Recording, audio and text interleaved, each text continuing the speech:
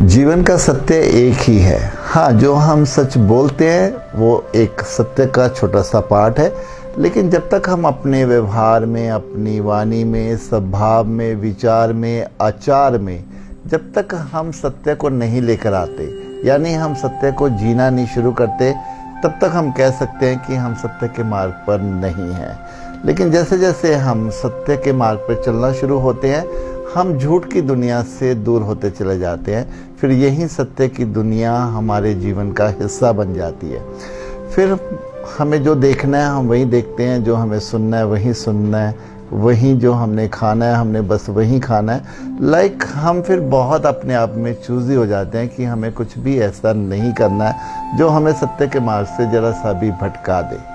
अब सत्य को कैसे हम अपने जीवन में लेके आएँ, क्या करें कि सत्य हमारे जीवन का हिस्सा बन जाए। तो सबसे पहले हमें अपनी स्कैनिंग खुद में करनी होती है कि जो भी औपचारिकताएं या जो भी फॉर्मेलिटीज़ में हम अपने जीवन को जी रहे हैं, हमें वो सब फॉर्मेलिटीज़ को छोड़ना है।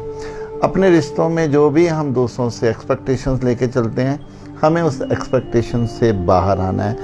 अपनी ही आदतों को कि जो हमें अच्छा एहसास नहीं देती, हमें उससे बाहर आना है। जो फिर जीवन में हमें एक अच्छी अनुभूति देती है, हमें वही कर्म करते चले जाना है। अब जैसे जैसे हम इस झूठ की दुनिया से बाहर चले आते हैं, वैसे वैसे ही जब सत्य की हमें अनुभूति होती है, तो हम देखते हैं कि जीवन हमारा इतना सुंदर, इतना शांत, इतना खुशी भरा होना शुरू हो जाता है कि फिर हमें लगता है कि हम इस रास्ते पर पहले क्यों नहीं आए।